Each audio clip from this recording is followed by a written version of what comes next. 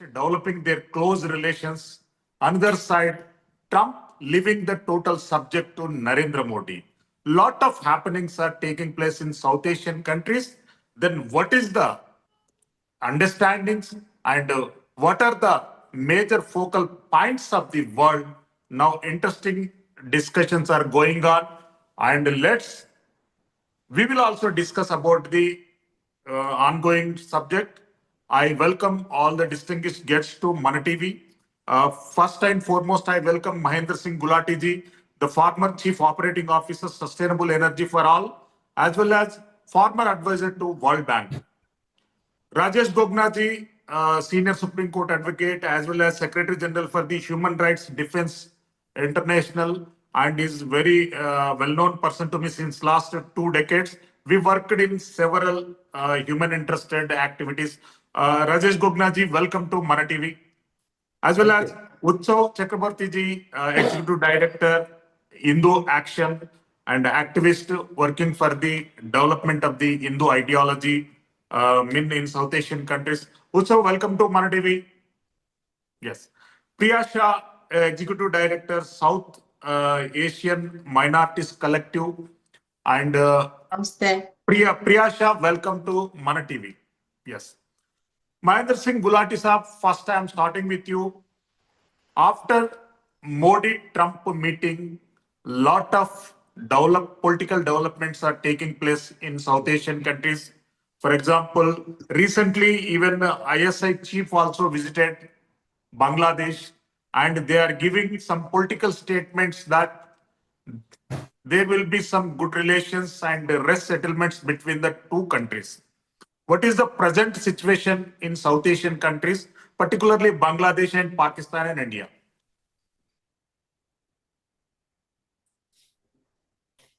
Your voice.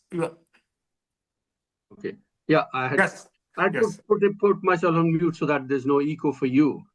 So thank you very much for inviting me to this discussion with the esteemed panelists. Thank you to Mana TV for giving me this opportunity. And it's wonderful to have all these panelists in the discussion who are far more knowledgeable than me. Utsav Chakravarti and Priya Saha, they have been doggedly fighting this battle for Bangladeshi Hindus for many years. So they are far more knowledgeable about it, and also they know the situation on the ground very well because they are very well connected. And Priya herself is a refugee, I call that, from Bangladesh. So she can tell you much more details on what is happening on the ground. Stepping back and looking at the political situation, the subcontinent, the Indian subcontinent has been in turmoil for a very long time. What we are seeing today in Bangladesh is not something that started in July, August 2024. This is something that has been going on for the last 100 years, and it accelerated after the partition of the country into India and Pakistan. And that is something which has not stopped. What we're seeing in Bangladesh today started in 1940s. And we all know that history, so I would not go into that. But this is something which we have ignored consistently, and what we are seeing today is the result of our negligence, our ignoring some of the underlying issues. And it is not just the governments which are responsible, it is also the Hindu community that is responsible. I blame Hindu community as much as I blame the government and the governance and the weakness of the government and the political system. And this is what we are seeing. Now, looking at the political situation, yes, it's whatever was achieved in 1971 in terms of local governance, that the democratic forces in Bangladesh fighting for their independence and becoming an independent country with the great help and great sacrifice of India. All of that seems to be rolling back, which is very disappointing.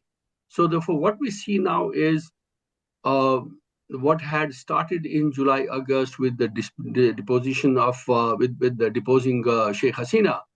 That equation seems to be changing, because the kind of support that Bangladesh forces, these Islamic forces, the forces of disruption, the forces of genocide and the atrocities that are happening against the religious minorities and indigenous people, that support from the US particularly would go down. I wouldn't say it would be completely eliminated. It will go down considerably, and those forces will start getting weakened. But once forces start getting weakened, then there will be a vacuum, and that vacuum has to be filled. And that's where India has to play a very, very important role. India, the US, and the international organizations have to play a very, very important role. That the vacuum that will be now created because of reduction of the US interest in supporting those forces, that those should be filled in by democratic forces, that the democratic forces should be supported, and whether it is the international organizations, whether it is India or whether it is the US or whether it is the European, or whether it's OECD, they all have to rise up to understand that the democratic forces in Bangladesh must be strengthened and the democratic process should be set in place as quickly as possible. So that is what I I'll see come as... to again in the second round. Piyasha, exactly what is happening today in Bangladesh? No international media is covering what inside stories. United Nations also giving the false statements, and they are also not coming forward for giving the actual picture of the Bangladesh as of now. What is going on in Bangladesh? Namaste everyone. I am thank you the Manna TV and its team to organize such a great program today. And you are interested to talk about Bangladesh. As a Bangladeshi religion minority community person, I want to thank you from my bottom of my heart from our community. At least you are going to raise our voice for us. So what's happening now and why the international community are not talking about that much? Um, you know, um, the neighbor country. I want to echo with Mohinder Gulati ji. It's people responsibility.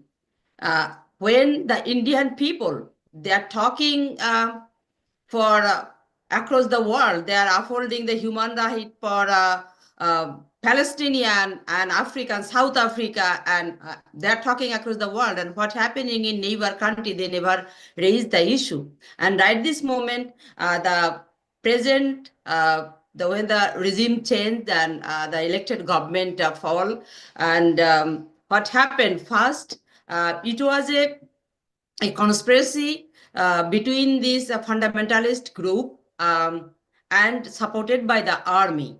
Uh, I want to give you some statistics how this fundamentalist group are getting this benefit.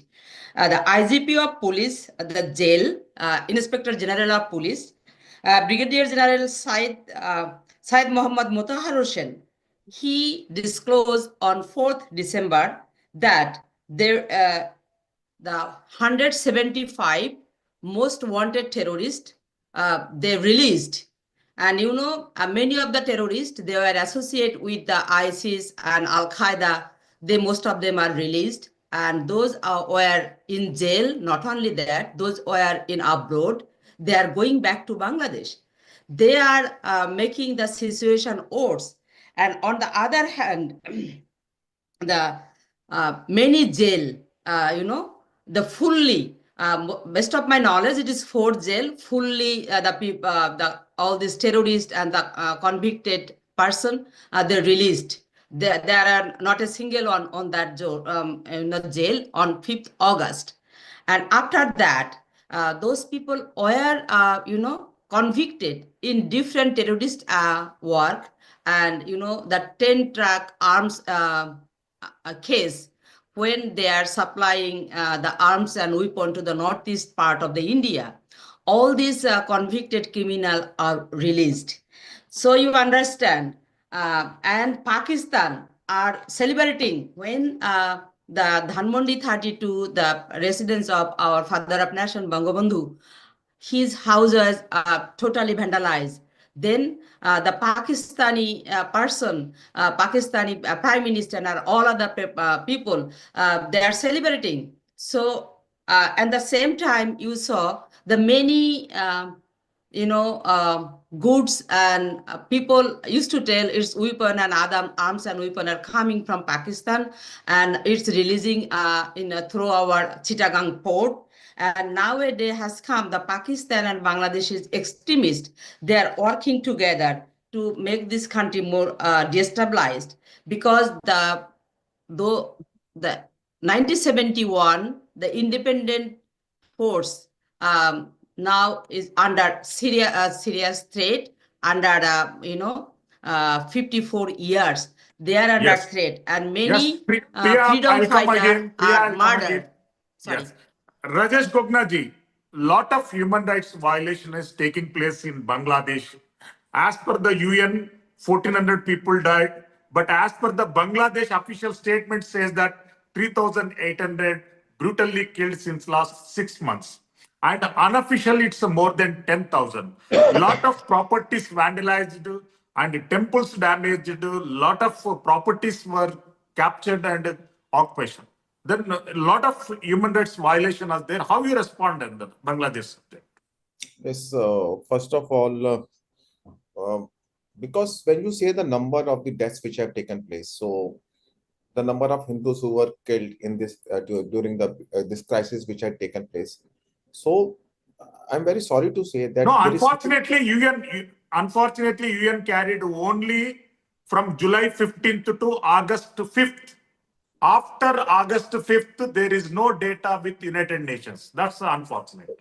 what I'm saying, that there is no data of the United Nations, but as far as the Hindu activism was concerned of the Bangladesh, I have gone through almost all the pamphlets and reports which were published by the Hindu organization of Bangladesh as well as from West Bengal. So there they have absolutely missing to give the actual time of the incident, name of the person who was killed or who died during the riots, and the property which were vandalized. So number is not certain. And in human rights activism, if your numbers are not certain, and if you're saying 1,000 were killed, 5,000 were killed, then you are never taken seriously. No doubt that the deaths have taken place. No doubt that the death of the Hindus, just because of being from this particular minorities, have taken place. The properties of the Hindus have been vandalized. No doubt about it. In those period of crisis between, you say, 21st August to December 31, 174 incidents which have been reported.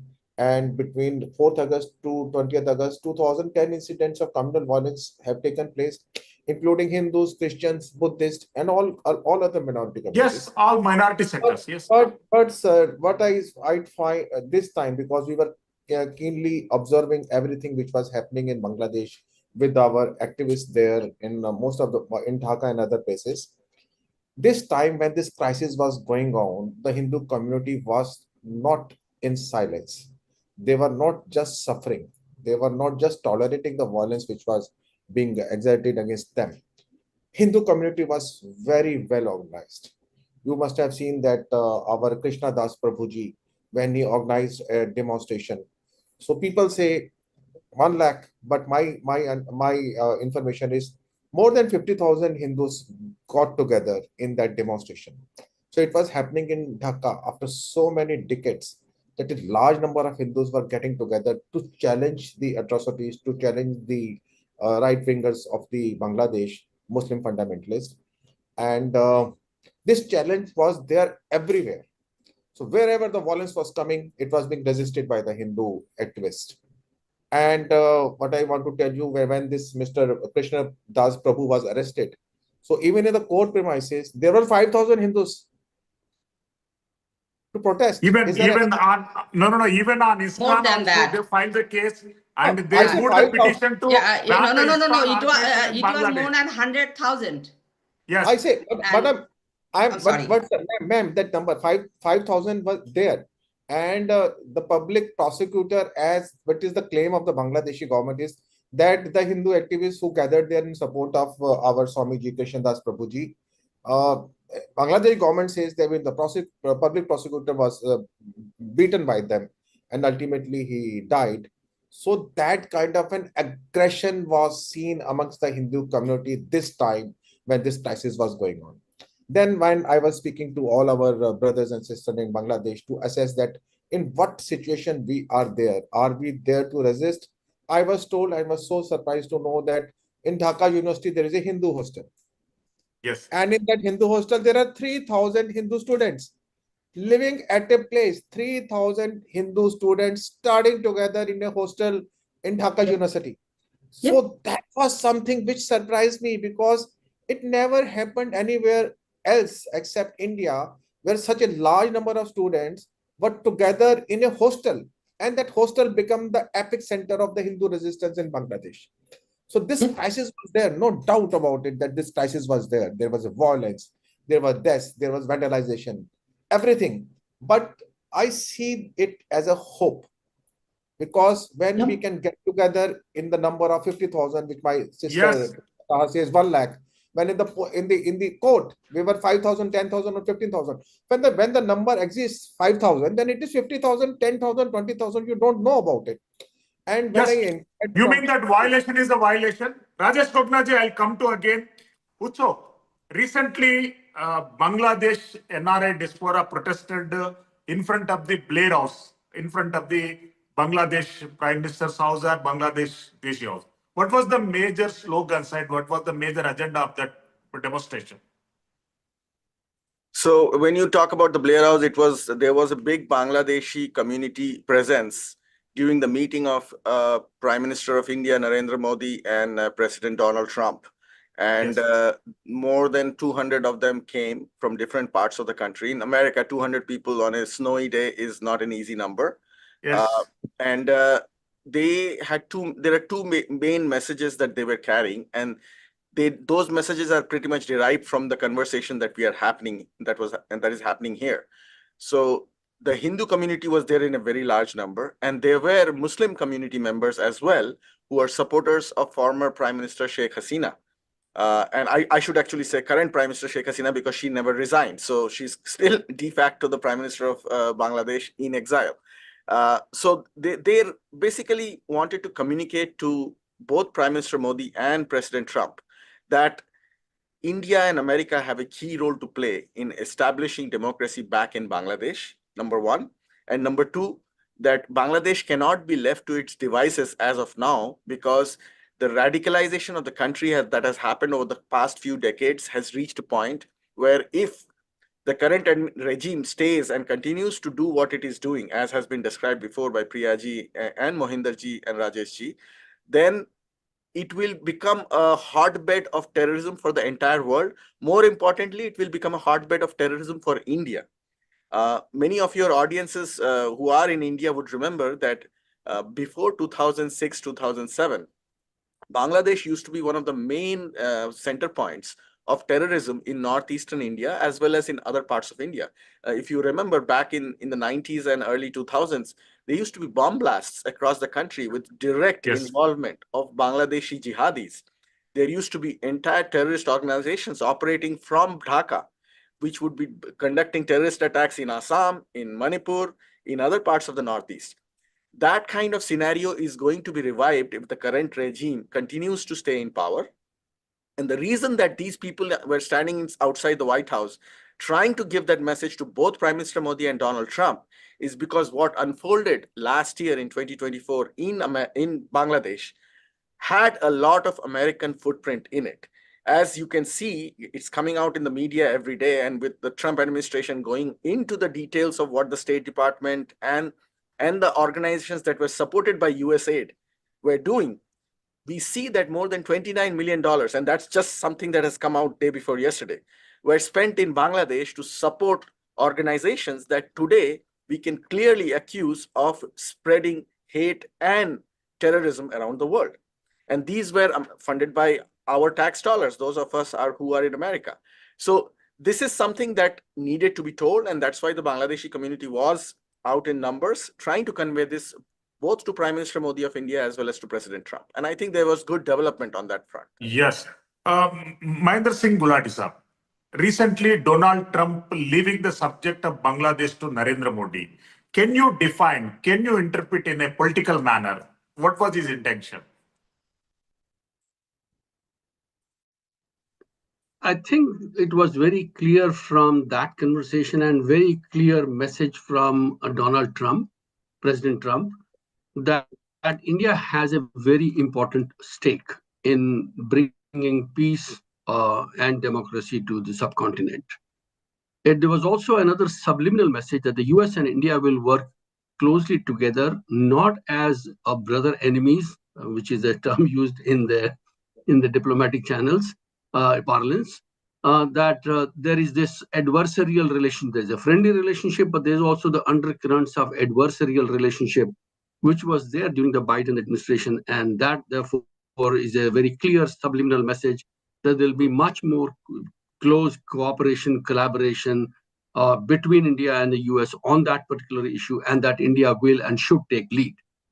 That was the message.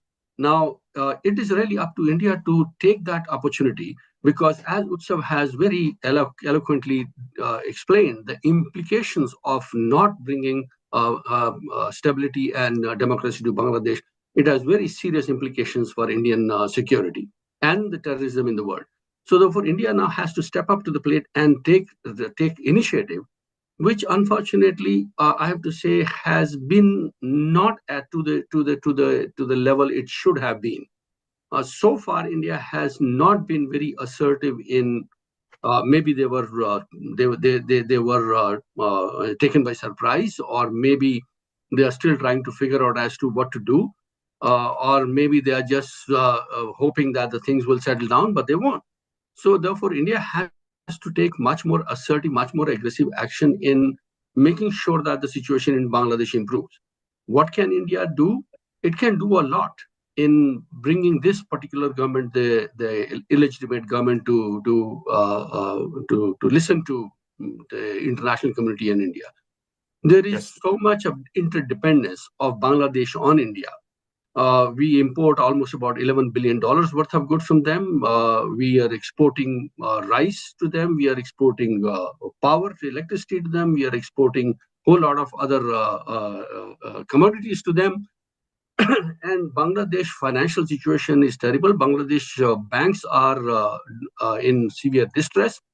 It is on the strength of the Bangladesh banks' letters of credit and financial instruments that the Indian banks are financing the exporters for exporting to Bangladesh. Now, this is a very high-risk financial transaction, which the Reserve Bank of India should look into, the stock exchanges should look into, the Ministry of Finance should look into, that the banks, Indian banks, are taking a huge risk in financing these export to Bangladesh, which may never be paid because Bangladesh is bankrupt. So India can do that. Yes. In terms of putting pressure, economic pressure on them. Yes. Yeah. Gulati sir, welcome again. Priya, I received your image. I'll display it when it will be uploaded. And out of 8 divisions, 7 divisions Hindu total temples are destroyed.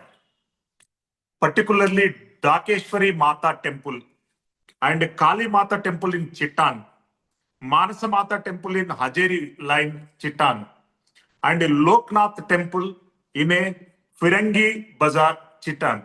These are famous Hindu temples. In 7 divisions, total temples are destroyed. And how you respond on this? Yours, unmute your please. Unmute, please. Thank you for your question. I did not give you, I need to give some statistics. How many temples they vandalized. From 5th August to 28th August, they vandalized,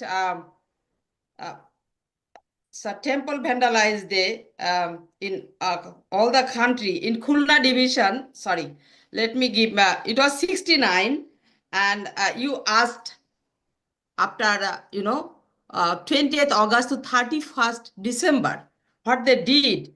They murdered 23 people. Yesterday, they murdered 5 Hindu. Yep. 3 of the police and 1 of the business person and on the fisherman, they taken from their home and throw in the ocean, in the Bay of Bengal. So, and every day, everywhere, they are murdering Hindus, and they are murdering and throwing in the field, and they're raping a Hindu girl and a woman and throwing in the field. And there is a word in Bangladesh, the killer, they do not have any religious identity, they do not have any political identity. They are calling in Bengali, the Dushkritikari, the bad people. And I want to give you one thing I want to tell the Indian people through you. Do you know the atrocity on Hindu in Bangladesh is not a punishable offense? Murdering a Hindu is not a punishable offense. Raping a Hindu girl and woman is not a punishable offense. Burning Hindu's temple, destroying Hindu temple is not a punishable offense.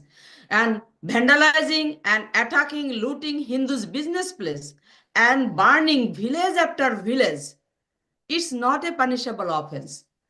Is not in law, but in practice. If you ask Bangladeshi people or Bangladesh government, any government, did you make any person accountable? Tell me one person. They burned 13 people in one house. They locked the house and burned all these people. Nobody, punished. And every day they are killing us. Every day. And when Bangladesh government investing $420 million almost every year for Islamization through Islamic ministry and madrasa education and building madrasa, mosque, and their salary. At the same time, the Hindu temple are destroying. Not a single Hindu temple rebuilt by Bangladesh government. Never, ever. So you understand what type of discrimination going on. And nowadays has come, they're forcing. Then a student, in the name of a student, they are going and asking, resign. They're forcing, resign the Hindu officer, Hindu teacher, the principal, all of these people, they are losing their job. And many people have the business in Bangladesh. Most of the, goldsmith and all other, the business, they are looting this. They are killing this person and vandalizing the business places and grabbing this land. So they are murdering, they are vandalizing, they are killing, they are burning. They are doing all types of atrocity on Hindus. But Yes. not a single person make accountable. It's not now. It's never, ever. So how, when Indian people talk, why you are not raising voice? They do not know what we are facing in Bangladesh, what's happening on us. And I want to blame Indian media and people. You are talking a lot. Government cannot do everything. But my people, I want to tell another one word.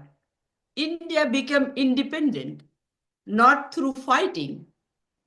Just they sacrifice Bangladeshi and Pakistani Hindu and they become independent. Yeah, that is And really. they never thought what your we words did. are We highly sacrifice these recommendable. people. We have responsibility. We are Yeah, independent. Priya, I'll come We to have again. I'll come responsibility to to again, save please. these people. Yeah, Rajesh And Gopnath ji, Indian media and all people, please raise your I voice. accept it, and I highly appreciate your words. Rajesh Gopnath ji, Chinmaya Das episode is day by day, it's becoming an international subject. On January 2nd, again, the Supreme Court of Bangladesh refused the bail. Again, he's in the jail only. Section 124 of Bangladesh Penal Code, 124A, I think so. It's define sedation. And more than 127 writ petitions filed across the Bangladesh to ban ISKCON organization. Even today, some United Kingdom government officials also resolved to look in the matter of Chinmaya Das, and they requested to United Nations Council, Security Council also. Then how you respond, Rajesh Gopnath ji, on Chinmaya Das subject? Chinmaya Das is not just a person. Yes. Himna is now the symbol of Hindu Renaissance in Bangladesh, the regimentation of the Hindu activism in Bangladesh. The He's the face of the Hindu resistance. So whether he's in custody or he's outside the jail, he is serving the purpose. He is serving the purpose and giving confidence to each and every Hindu of Bangladesh that any atrocities upon them can be challenged. It can be Yes. challenged very, very effectively. And what I feel and what I hope that as a supporting community around the world for the Bangladeshi Hindus, now there's a time that we should have some kind of advocacy group, human rights activist, human rights organization, civil rights organization in Bangladesh, so that whenever even this episode should be properly documented, it should be properly reported to the national agencies of Bangladesh, to the international agencies, and there should be a awareness around the world about these incidents. We are very, very emotional. Hindus in Bangladesh, Hindus in Pakistan, Hindus in Bhutan, Hindus in Sri Lanka, or Hindus in Malaysia. We are very emotional, but we are not very, very articulate. What the need of the hour is, there should be articulation. Every incident should be properly recorded with all the details. So when someone asks us what has happened, we should not say 5,000 deaths, 10,000 deaths. We should No, no, say no. 20 deaths have taken place. These are the numbers, these are the persons, this is the incident, this is the FIR number, the FIR was not reported. So that kind of training of the Hindu activists is the need of the hour in Bangladesh. We should train them. We have done it, experimented in Pakistan. In Pakistan, we had selected a large number of Hindu and Christian activists, trained them in Hague under this Global Human Rights Defense. So after getting training from Global Human Rights Defense, when they went back to the Pakistan, now Hindus and Christians are raising their voice every day. So I think there is need, because emotionally we can say anything about them. The actual support should be proper training, proper advocacy groups for Hindus, so that we can challenge them. And I'm told, Priya Sahaji will confirm it, that in all the major university we have more than 74 vice chancellors in Bangladesh, and every university is full of Hindu professors. So in education, the Hindus are dominating. In university hostels, the Hindus are dominating. So we are the best of the mind of Bangladesh. But the best of the mind in Bangladesh should come together, should be trained to raise their issues around the world. So this is something I feel that it is our obligation that we should do it. We have done it in Pakistan, we have done it in Sri Lanka, we have done it in Bhutan, but we are lacking in Bangladesh. I think all who are there in this meeting should focus on it. Yeah, yeah. Utsav, you are Yeah. working very hardly on this subject, and what kind of cases these are coming for your persuasion and consideration? See, we get every day, we get media reports and reports from people on the ground in Bangladesh. There are a lot of controversies on media reports. Why? Because media reporting only one side news. They are not covering the vandalization and destruction, genocide of inside the Bangladesh. That's a problem. Very true. We have a lot of people in Bangladesh, a lot of Bangladeshi community members who are reporting to us on a daily basis. Until December 31st, we had a team that was in place that was compiling data from all these sources, and we have actually provided the State Department until the Trump administration took power. We used to provide data to the State Department on a bi-weekly basis about the incidences that were happening in Bangladesh, as well as to members of Congress. Unfortunately, during that time, the regime, the government in power in America was complacent and was in support of the regime in Bangladesh. So it fell on deaf ears. But now we are conveying the information to the right authorities. There is data that we have achieved. It may not be the comprehensive data, and the reason for that, as Rajeshji pointed out, is that there needs to be better documentation. But we do have information that we are getting from the ground. And as Priyaji pointed out, the incidences are so tragic, and the ones that are happening in remote areas are not even getting reported fully. That is why, it is important that we have an organized way of doing things here. Challenge, unfortunately, is that we are always, as a community, the Hindu community is usually acting after the fact. So we are always after the fact actors. When things have already happened, we come into motion, and then we never put in place the kind of mechanisms and the organizations and the fundings required for those kinds of organizations and the trained workers that are needed to stop events like what happened on August 5th and the pitfalls of those events. So things are changing now. We are on a very action-oriented mode right now. In Washington, D.C., myself, the people you see here, Mohinder Gulati ji, Priya ji, we are trying to meet as many people as possible, people who make decisions, make as much impact as possible in America.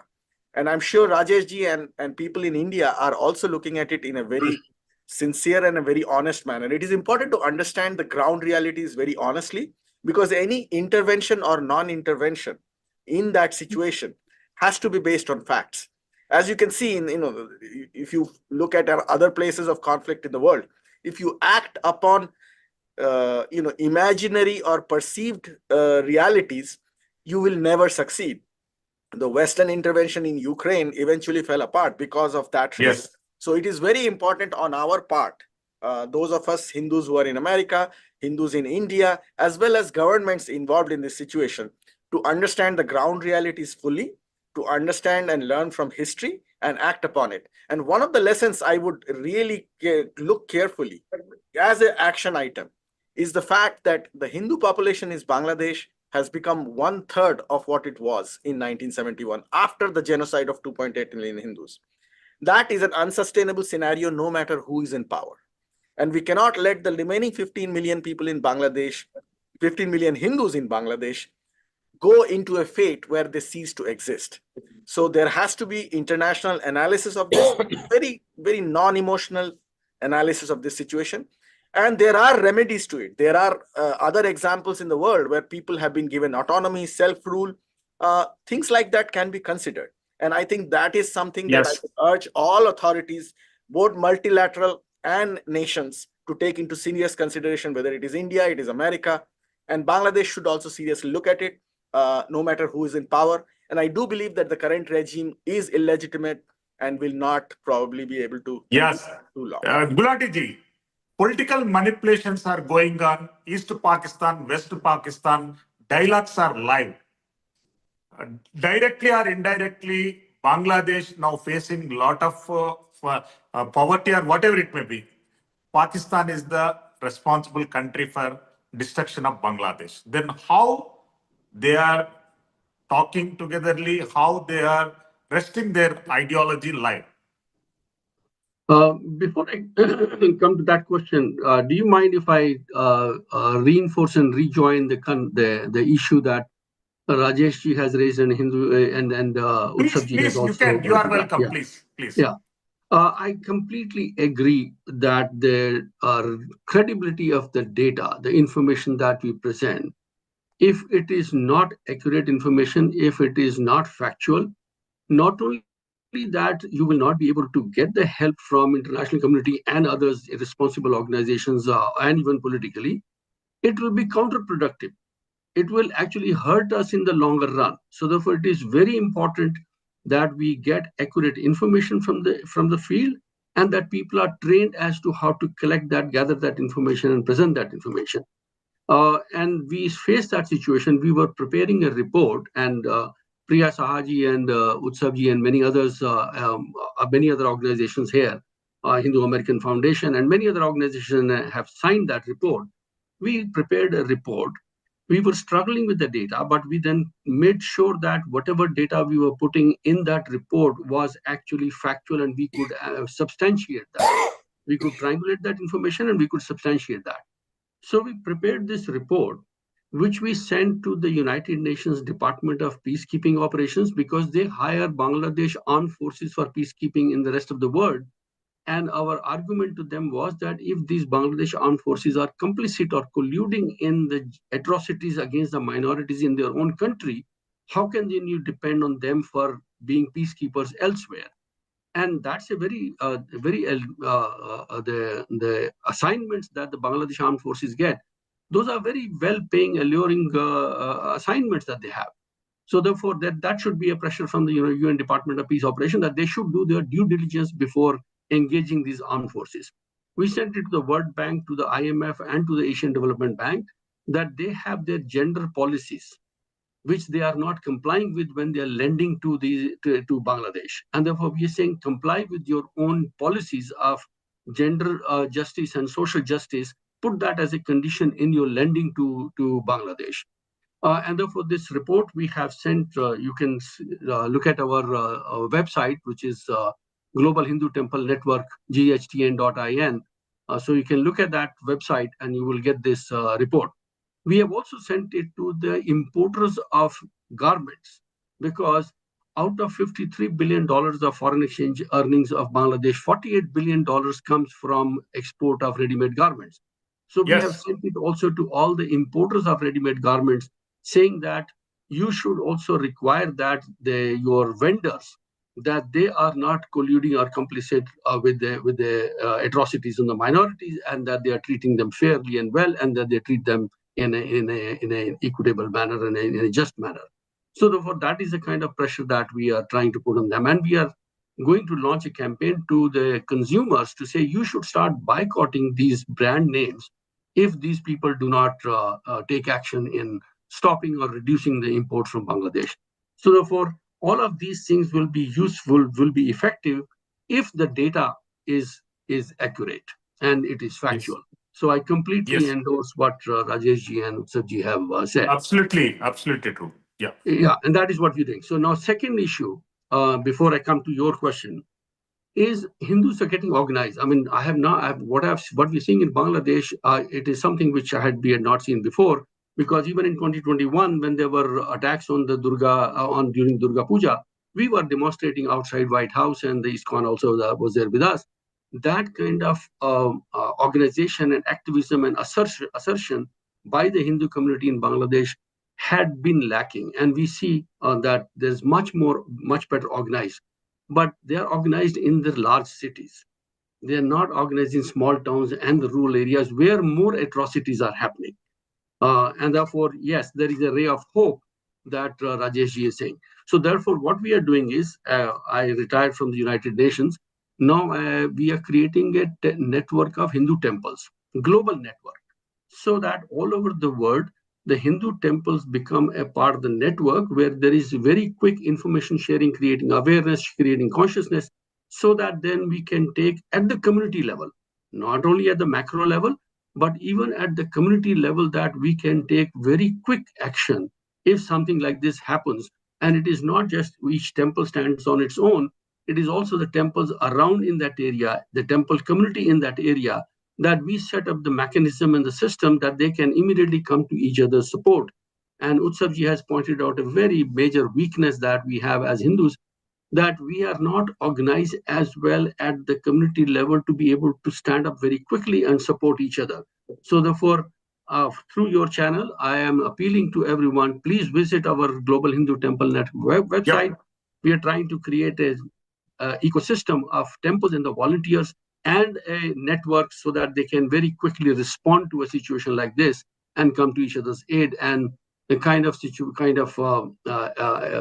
activism that we see now in Bangladesh, that level of activism can grow in not only there, but also in India. I have to say that in India also we are lacking some of that, and therefore we need to pay attention to it. Coming to your question of what can be the rise of, again, the fundamentalist forces. Yes, I mean, in India, the political system, the political ecosystem has to understand that it is not just only a Hindu issue or a minority majority issue. It is also a human rights issue, it's a peace issue, it's a stability issue, it's an economic development issue. So you cannot secure development without securing peace and without securing stability. And therefore, it is very important that the political dialogue discourse in India also stops looking at it only as through a communal religious issue, starts looking at this as a peace and stability and issue for the purpose of economic development, because we may be doing better than Pakistan and Bangladesh, but still our per capita income is only $2,500. It's a long, long way to go. We are a large economy, but the per capita income is not very high. So therefore, we really, as a subcontinent and as a country, we have to pay attention to bringing peace and stability and harmony to be able to secure the fruits of development and distribute it for the human welfare of our populations. Yes, yes. Priyaji, a lot of complaints are coming. Household industries are captured by the non-Hindus. Hindu communities, wherever they are engaged in household industries and several small-scale industries, now totally captured by some other opponents. Then what is the sought help from the present existing government there? As a conclusion point, please. Okay. If Bangladesh, the present government, if they make accountable the perpetrators, it helps. But they are not making accountable. That's the main gap.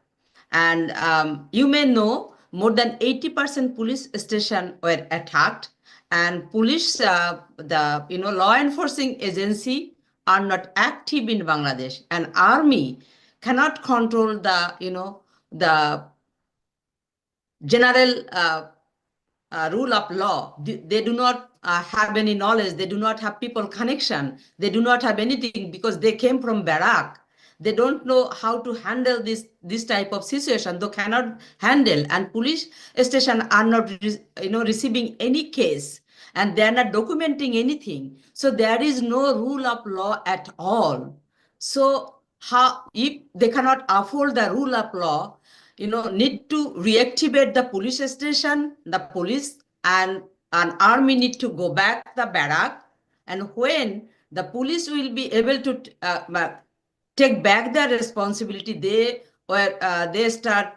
willing to receive the case and they willing to take action, then the law situation will improve. And you may know the local government structure is totally dissolved. It's not working. So there is no local government, there is no police. So how this country is running? It's not running at all. When people are talking, one thing is missing: Bangladeshi Hindu are not protesting in the rural level. I want to give you one example.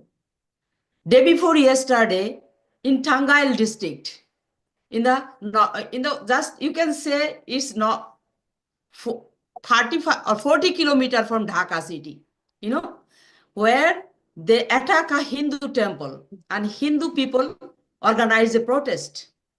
And next day, the two brothers, they were very strong, and 30 and Even 35. yesterday They taken these in the Rajpur people division also and they two murdered. incidents taken They place. murdered Rajpur them. division. Then how people will react?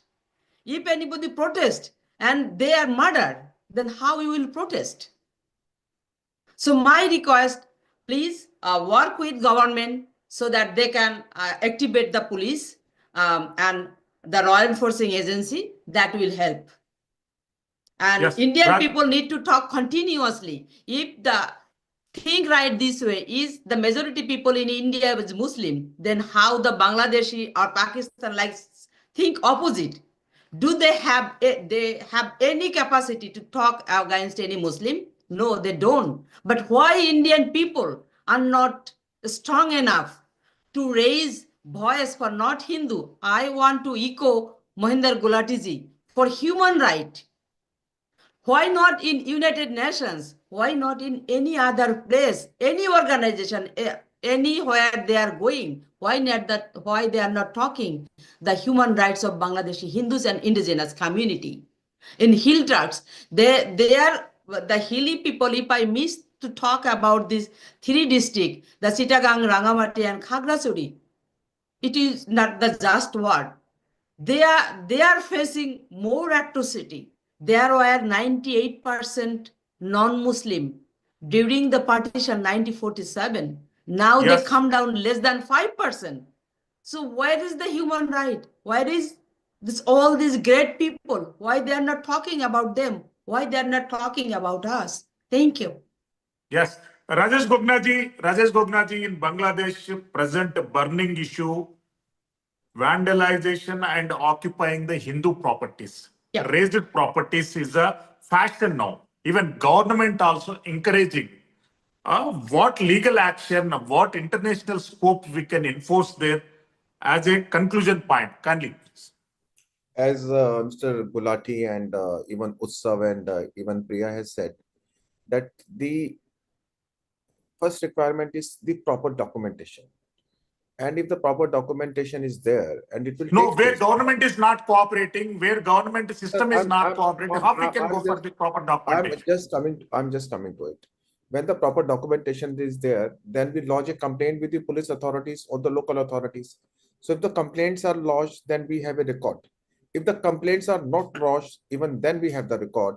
And I have observed and have spoken to them. Almost all the courts, Supreme Court of Bangladesh, High Court of Bangladesh, and all district courts, there are very good Hindu lawyers. There's a Hindu collect is also there. So all those lawyers who are there, there should be some kind of a networking amongst all the lawyers, all the professors, all the rights activists of Bangladesh, Hindu Bangladeshis, and they should join together. We are there to support them. From India, we can support them. From European countries, we have Hindu organization like Global Human Rights Defense. We have American Hindu Foundation or Hindu Action. So that kind of a support should be there. It would be definitely be there. And once we start doing it, lodging complaint, keeping proper record of them, then there can be immense international pressure on Bangladeshi authorities. We are trying to meet the Bangladeshi High Ambassador in Delhi almost on every week. But those people who were earlier meeting us almost every month, they are avoiding us because now they don't have the answers. So now there should be proper networking, proper advocacy group, and if the documentation is proper, then international pressure can be launched against the Yeah, Bangladeshi Rajesh government. Gopnathji, you are legally aware person and you are lawman. Can you create one hotspot or any common email ID to approach you on different subjects, on particularly We, Bangladesh episode? as far as our organization is concerned, we have our email address info@hrdi.in. So if any complaint is lodged with us, we will definitely respond to it. And we are in contact. We must have sent already as many as 50 representation to the Bangladeshi interim government and as well as the embassies. So whatsoever information come to us, we put it in documentation. But we are really sad when the information comes, 20 people died, and we say, give us the name. They don't provide us the name. That makes us, very, very sad. What we want that in the due course, in the coming, as Utsav has said, in the coming years, we won't wait for the incident to happen. We would be there with right kind of activism and ensure that no atrocities, no violence, no vandalization, no deaths of the Hindu people takes place. We have to be very strategic. Now we have to strategize our defense, and we have the capacity with network around the world. If that strategy is there, then we can stop this violence. Hindus number is in Pakistan, our population is only 1.4%, only Yes. 30 lakh, 34 lakh. In Bangladesh, Yeah, we have 9%. 8% population in crores. So look, there are crores of people, million and million of people. So all those people who are now very aggressive, who are not very awakened, so their best utilization is now the need of the time. Once we strategize their minds, once we educate them about the things to be taken, advocacy groups, then Yes. it would be the safest country for the minorities in the world. I'm very Yes, hopeful. Utso, what is your agenda before the world, particularly Hindu Action Organization is purely dedicated for this kind of activity? Then what is your final agenda as a conclusion point? The first So point I would make it very clear. The first point is that the current regime in Bangladesh is illegitimate. It is a threat to the security of India. It is a threat to the security of Bangladesh. It is a threat to the security of the entire world. The so-called students that were protesting and that were helping in achieving power for this regime are not students. They are essentially radicalized Talibans, and they should be called in those terms. That was the biggest misconception I saw amongst Americans. They think that the so-called student revolution in Bangladesh was led by people who are from Columbia University and Berkeley. No, they are all Talibanized Talibs. They come from madrasas and they are extremely radicalized. and they are a threat to the world. Their numbers, just the number of students that they have of similar category in Bangladesh is 100 times larger than the number of students in Pakistan and Afghanistan combined who are Talibs. So they are a threat to the world, and this has been seen in the past. Just 3 years ago, there was a bomber in New York who tried to bomb the New York subway that was directly working under the instructions of a Bangladeshi jihadi. And that jihadi was released when the new regime came to power. So this is a threat to the entire world. That is the first point I want to make people in the world understand. The second point, as a Hindu organization who speaks on the rights of Hindus and we advocate for Hindu issues, we want to ensure that the 15 million Hindus in Bangladesh are secure. There is no further population decline. Whatever policies are needed, whether in terms of aid or whether in terms of security, those policies need to be analyzed and embraced very judiciously, both by India being the largest neighbor of Bangladesh, as well as by multilateral groups and global powers like America and China. All of these countries need to have their own understanding of the issue, and we have to be actively working with each of these countries to make them realize that if you want to be a stakeholder in Bangladesh, the Hindus need to be protected. We failed to do that with the previous Biden administration, and we saw the results of it. But I think going forward, this is going to be the point we are going to be working on. And I think already, as we see between between Trump and Prime Minister Modi, there has been a better understanding of issues. The fact that India has been openly given the task of what India deserves to be a larger regional power in that region.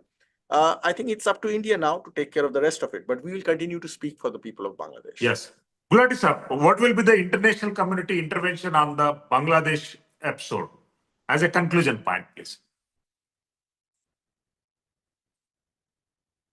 Yeah, I think the international community, their response will now start changing because the truth has come out, as Utsav has said, that these are not really students. This is not the Maidan Revolution or the Arab Spring. This is really the Talib agitation, the Talib jihadi jihad. So therefore, that is becoming more and more clear to the international community. And also with the change in the government here and with the task having been given to India, I think now the international community will start reacting and responding very differently.